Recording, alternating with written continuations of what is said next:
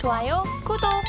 지금 상황을 놓고 봤을 때 뭐 키트 관련주 중에서 상한가가 들어간 중복이죠. 지금은 진매트릭스, 미코바이오 여기 더해져서 애니능률 이런 종목들이 반응을 하고 있는 상황이에요.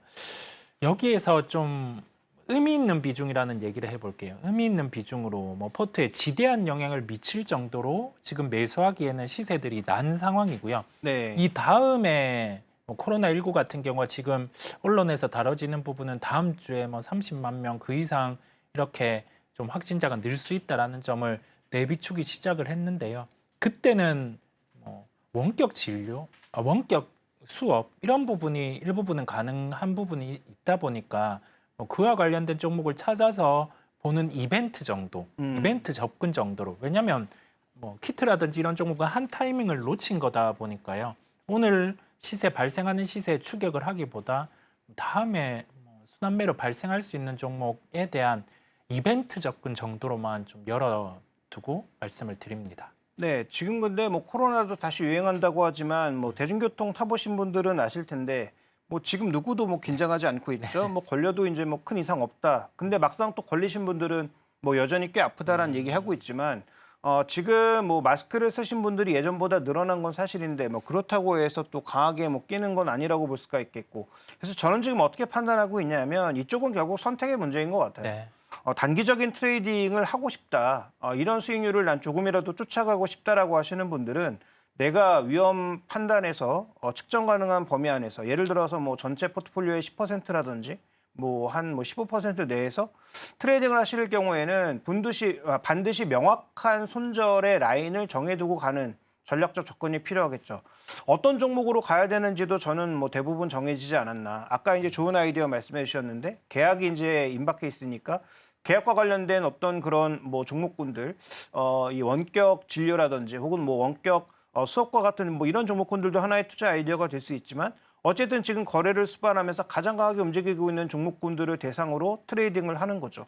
하이 리스크 하이 리턴이기 때문에 리스크를 지고 가는 겁니다. 그러니까 그 리스크를 얼마에서 끊어낼지는 본인이 결정하고 가야 되겠죠. 그런 결정 없이 이게 지금 유행하니까 들어가겠다라는 건 백전백패고요. 반드시 내가 어느 정도에서 이들 종목은 끊어내겠다라는 확실한 어떤 자신의 리스크 전략이 있다면 이들 종목의 트레이딩 정도는 가능하지 않나 정도로 판단하고 있습니다. 그다음에 지금 종목군이 꽤 넓어지고 있어요. 특히 지금 동아이스티라든지 대형 이런 제약사들 중에서 일부 종목군들도 반등하고 있는데 이건 좀 의미가 있습니까? 대형 제약사들 같은 경우가 보면 시세가 나는 게 SK 바이오팜 같은 경우 네. 의미 있는 실적 이런 부분을 보여주고 주가가 강한 걸 우리가 확인을 할 수가 있었고요. 그다음에 셀트리온 같은 경우도 소식이 있었다 보니 한 보합권 정도. 그런데 SK 바이오팜 같은 경우는 좀 의미 있어 보이고요.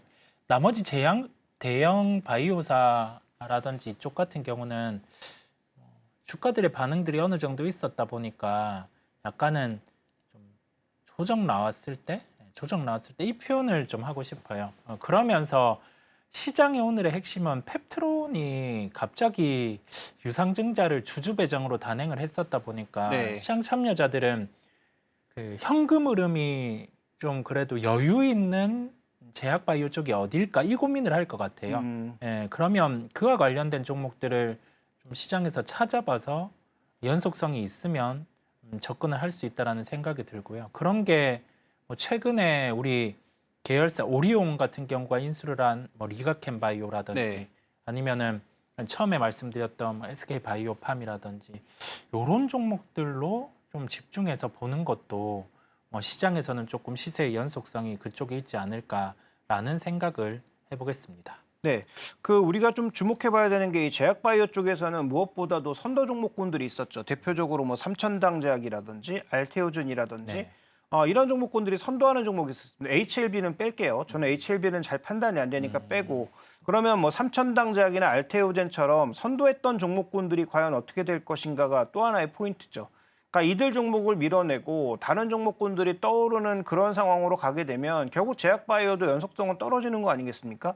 그다음에 종목군들을 투자 관점에서 솎아내려면 말씀해 주셨던 대로 재무 여력이 좀 그나마 있는 종목군들이 상대적으로 낫지 않을까. 그래서 선도적으로 움직였던 오스코텍, 유한양행, 그다음에 지금 뭐 대형주 쪽에서 볼 수 있는 알테오젠 이런 종목군들 삼천당 제약이 조정의 폭이 깊어지는지를 한번 살펴보실 필요가 있겠고 만약에 그렇지 않고 제약바이오는 돌아가면서 전반적으로 순환매가 도는 관점이라면 적어도 트레이딩 관점에서는 종목별로 여전히 우위에 놓여 있지 않느냐 이런 판단들을 좀 해봐야 될 것 같습니다. 자, 일단 오늘 시장도 많이 움직이는 종목군들까지 한번 판단해 봤는데 지금 현재 구간에서 이사님께서는 어떤 업종 종목군들을 가장 좀 좋게 판단하고 계십니까?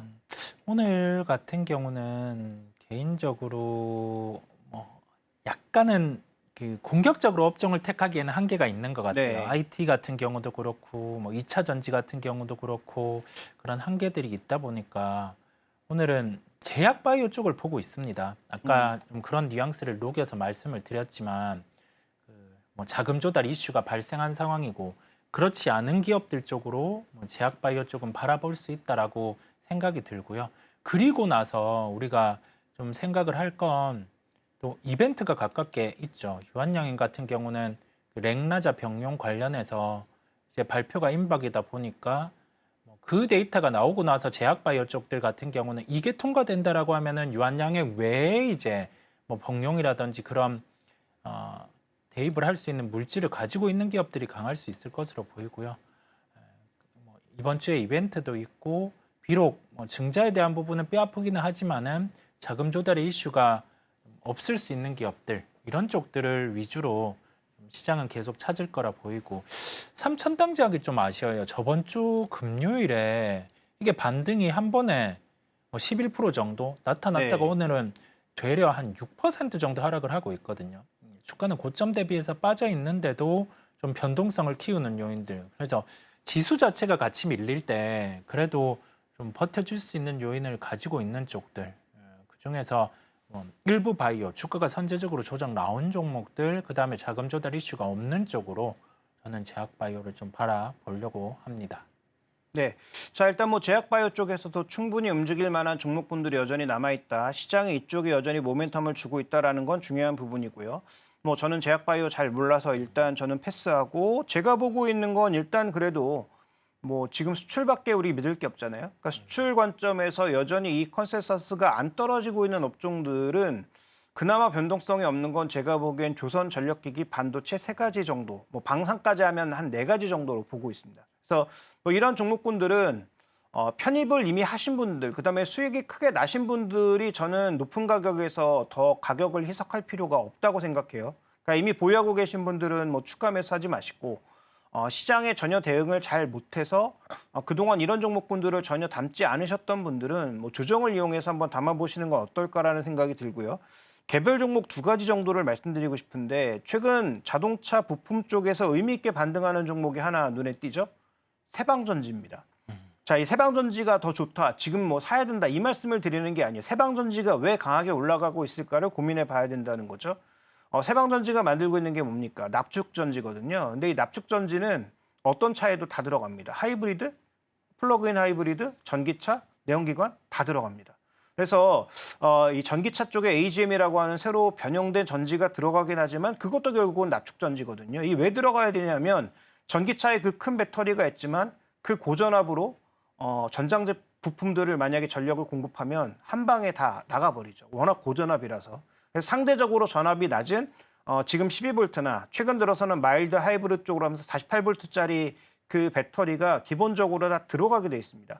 그래서 전기차로 가면서 많은 이 납축전지 업체들이 AGM 쪽으로 가다 보니까 납축전지는 오히려 수급이 비어버렸습니다. 그래서 세방전지가 오히려 이쪽에서 자리를 잡았고 최근 납 가격은 떨어지고 납축전지 가격이 올라가면서 마진이 개선된 거죠. 그러니까 2분기 실적 서프라이즈가 났고요.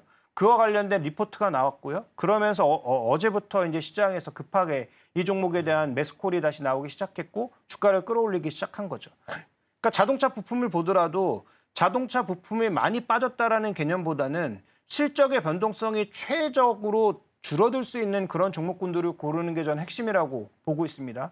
그런 의미에서 조선주도 HD한국조선해양이 실적 변동성이 여러 자회사들 쪽에서 나오고 있기 때문에 가장 적을 수 있다는 것을 말씀드리고 싶은 거고요. 자, 마지막으로는 지금 글로벌 시장에서 꽤 투자가 계속 늘어나고 있는 게 우리가 전혀 생각하지 않고 있는 쪽에서 하나 나오고 있는 게 최근에 심해 투자가 전 세계적으로 급증하고 있다고 합니다. 네. 그러니까 뭐 지금 그 엑슨모빌이라든지 쉐브론, 뭐 쉘, 뭐 이런 업체들이 다 지금 심해 가서 파고 있는데 이게 지금 미국에서 했던 쉐일 오일보다 심해 쪽에서 파는 게 가격이 절반밖에 안 된다는 거죠, 원가가. 네. 그래서 지금 심해 쪽으로 다 몰려가고 있다. 얼마 전에 엑슨모빌이 가이아나에서 대박을 치면서 모든 업체들이 지금 다시 뒤지지 않았던 심해를 다 뒤지고 있다는 거죠. 그러면 기본적으로 앞으로 또 뭐가 늘겠습니까? 피팅, 네. 강관. 이런 것들 수출이 늘 수 있는 종목군들을 한번 찾아봐야 된다는 거죠.